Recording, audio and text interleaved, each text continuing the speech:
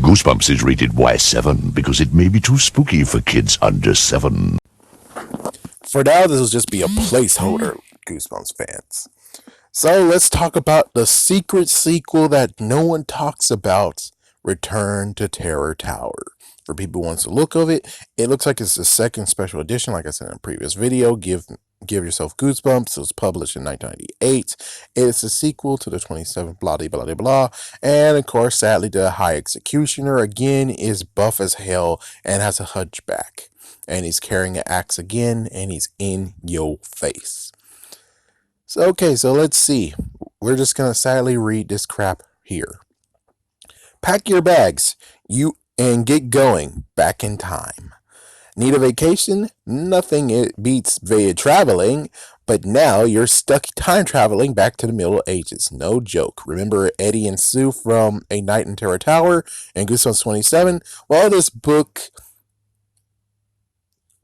this book, their story continues, and you're in it. Can you help Eddie and Sue escape from the tower again? You'll have to get past a ferocious dragon. Damn dragon! Motherfucker! a lot of soldiers with very sharp swords. What else will be carrying?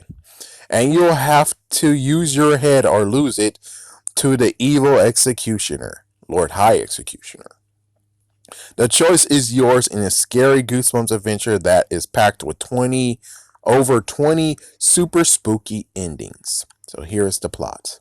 Return to Terror Tower follows the events of A Night in Terror Tower, with Sue and Eddie being your friends now. They request your help in reclaiming their rightful throne and overthrow their evil their uncle that is ruling their village. While escaping the capture of the king's knights and being sent to the executioner, the book contains quite a few areas to explore through the use of the road cross map. So apparently what's going on now, even though we don't have the whole thing of they grew up, they're now teenagers, they're now 17, 16 years old. Instead, apparently we're now just going to go back and getting rid of their freaking uncle. The reason why they left in the first place was to make sure that they don't get killed. And I guess it is kind of like a back thought of being like, okay, so they're going to go there to grow up some and actually have meaningful lives, then go back in the past and overthrow their uncle, I guess. So as you can see here, there are 24 bad endings and 2 good endings. So here we go. Here's the bad endings. After playing a game of soccer with the kids in the village, you are caught by the Lord High Executioner and his men and taken to Terror Tower so the real games can begin. You read a spell from Morgrid's. Oh wow, I spelled his name wrong. Oh well, apparently it's an E, not an I. Damn it. Magic spell book, thinking that it is for beginners and safe to use, but instead it sends you to the Stone Age, where a caveman decapitates and bludgeons you to death with a stone axe. Your last moments, you realize that the spell actually sent you back to the beginning of time.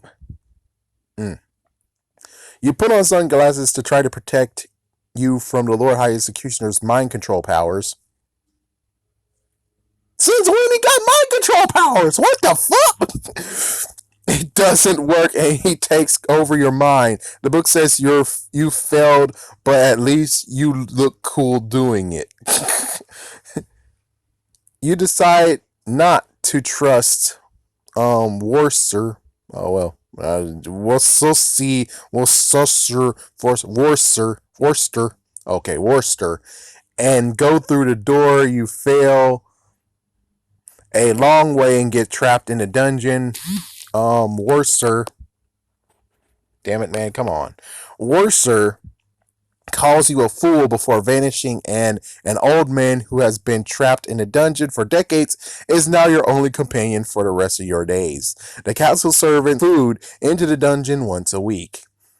A creature with tentacles pull you to the bottom of the moat and begins to feast on you. What the fuck, man? What the fuck? Where the hell is all this stuff? Keep going, man. You give the wrong code to enter Morgret's tower, and the doorway becomes a mouth with sharp teeth. You fall onto the bottom teeth, and as you watch, the top teeth starts dropping down on you. Your last thought is how white the teeth are. To keep you safe, Eddie and Sue sent you back home using the three stones while they attempt to take the throne by themselves. You're back home happy, at least, but then you're bummed knowing that you could have done more to help your friends. You fall asleep on a magical bed and wake up at 1800 years later at a hotel in modern day London. You're upset that you didn't save Eddie and Sue and worried because you can't pay for the hotel. Nice. You offer a dragon a flashlight so it won't kill you, but the light from the flashlight hurts his eyes, and in retaliation, he cooks you with a gigantic ball of fire. Big balls of fire. You've decided not to travel in time with Eddie and Sue at the start of the book because you think that your friends are two nut jobs and you hang out by yourself for the whole afternoon. These kinds of endings are never fun. Worcester turns out to be the executioner in disguise and takes you to the tower. Son of a bitch. A woman whom you thought was hiding you from the soldiers instead betrays you to the soldiers for a reward. Oh crap, that bastard again? That freaking woman again? What the frick? Why the hell are you still here? Go home, you dumb bastard! Don't you have enough money? After time traveling to the medieval era with Sue and Eddie, you wake up and find you're in a barn and your friends are missing. You heard a noise outside and go to investigate. But since you're still wearing modern clothes, a band of soldiers quickly spot you, captures you, and takes you to the Terror Tower. You realize that the Lord High Executioner has been to your own time during the events of the first book and look know what to look out for.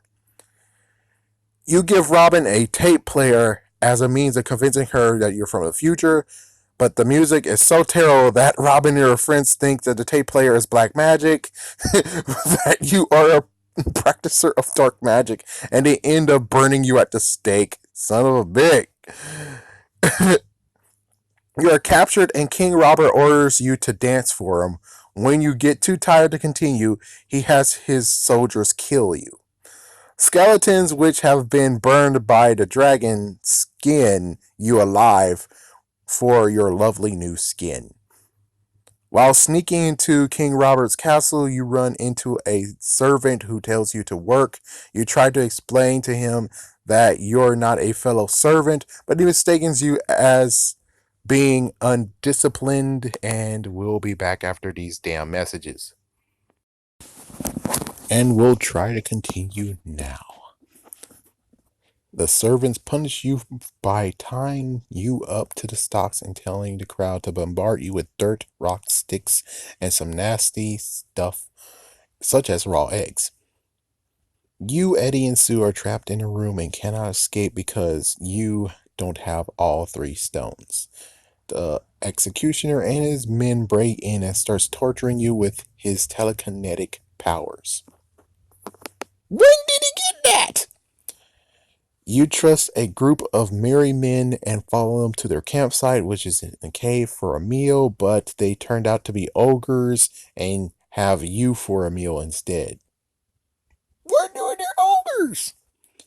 You use the stones to try and escape from the soldiers, but instead you transport tourists from your own time into Terror Tower. You yell at them to run for their lives. The soldiers drag you away, but they don't believe you and call you a terrible actor. Well, it looks like they're gonna die too, you dumb bastards. They tried to escape Terror Tower, but are instead captured and become a slave to the executioner. You try and enter Terror Tower by turning a doorknob, but instead you turned into a stone statue. To avoid a potential confrontation with the children in the village, you tell them you are doing homework. You then follow the boy in the village and who tells you about where you can do homework so you can ask him questions about the whereabouts of Eddie and Sue. And he takes you to his father, who forces you to become a field hand. When you are traveling through time, you knock over the stones to stop the pain you are experiencing, and you, Eddie, and Sue are lost in time until the end of time. So apparently, the stones actually cause pain as well. Okay. And here's the two good endings. Robin rescues you, Eddie, and Sue from King Robert and takes you to the forest. You end up joining Robin's band and invent the slogan, "We'll steal from the rich and give to the poor." Wow. You overthrow King Robert and free everyone, including the executioner, under his control. Then all of your memories come back and you realize that you are Eddie and Sue's cousin and become a ruler. Wow. And that is the end of that story. Hmm. Interesting. Of course, let's do some trivia, shall we? Let's look at trivia, even though it's. There you go. So here's some trivia. This is the only Give Yourself Goosebumps book to be the direct sequel to a book from the original series. This is currently the final appearance of Eddie and Sue Morgan. Their last name is Morgan in the Goosebumps series. The major gimmick of this book is the reader is allowed to choose 3 items from the possible 4, and the reader must choose the correct time to use each one. There's an error in the book. It's possible for the exact same event to happen twice when you visit the forest and the village. The ending in which a woman promises you to hide and turns out to be an executioner, blah blah blah, is exactly what happened to Sue. Yeah, it's mentioned that she is the same woman. However, in that book, Sue manages to escape the executioner. Essentially, Sue and Eddie tell you that they'll need all 3 stones. However, if you choose to collect the 3rd stone before confronting the king, there is no way to get a good ending. This seems to be because Sue and Eddie didn't plan on returning to present day. In the main good ending, where you have achieved the goal of overthrowing the king and restoring peace in the kingdom, they stay behind to rule their kingdom, and you, as their cousin, join them.